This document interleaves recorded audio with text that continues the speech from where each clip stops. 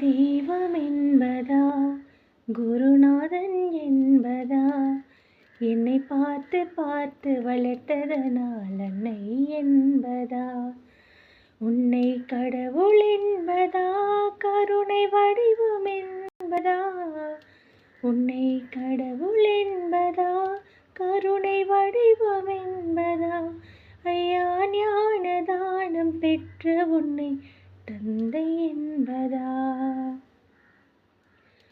சேரும் செல்வமெல்லாம் முன்னருளன்றோ பாடும் பாடலெல்லாம் முந்தையவன்றோ எந்த